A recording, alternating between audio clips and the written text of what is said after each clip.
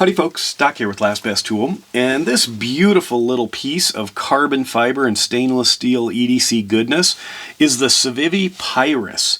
It is an OSTAP HAL design that is a hawkbill knife. It uses what they call a double detent slip joint, so there's no locking mechanism. Large flipping handle there that also is fully jimped, and in many ways, when you're pushing on it, helps protect the knife from closing. There's also some jimping up front should you want to hold it up there. I recommend an index finger through the main port. If you do any other hold and you manage to get a finger up there, obviously this could close, but it'd be kind of hard if you're pulling or pushing on the flipping lever there.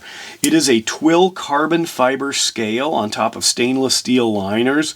The back spacer here is G10, and it does come with a pocket clip, belt clip, that does fit down inside there, and it looks reversible. Just pop those screws out and you can slide this in.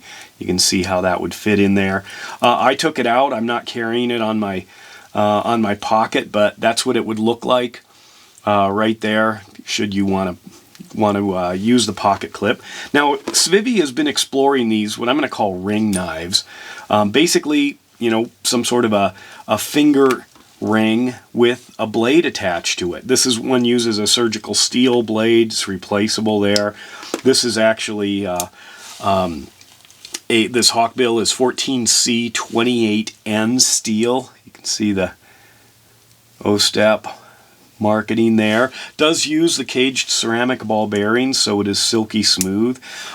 Not too heavy. I mean, it is mostly skeletonized, so it does weigh under 1 ounce. In fact, it's about 26 grams. Razor sharp. Interesting design.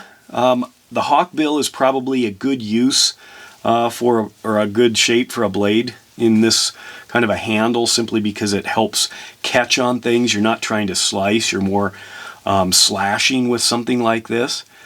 What are you going to use it for? I don't want to know, but overall it's a pretty cool little thing. This is one I've carried a lot. This is the O knife Night Claw. It is basically like a medallion with a lock in the center that locks this blade. And then I've got it on a lanyard here. Again, wildly over-engineered, a lot of fun. But this is like next level jewelry here. You can see that. Super solid design with a full-size pivot on a teeny-weeny knife, 2 torque screws on the back holding it on, thick carbon fiber on stainless steel scales. So they put a lot of effort into this thing for such a small knife. Pretty cool. What are you going to do, or what am I going to do with it? I'm going to, open boxes with it. I imagine that this thing would come in handy as just a general EDC knife. Clip it to things. It's probably not going to have much of a profile as far as standing out as a knife, so it would be easy to open up something and then close it and not attract any real attention.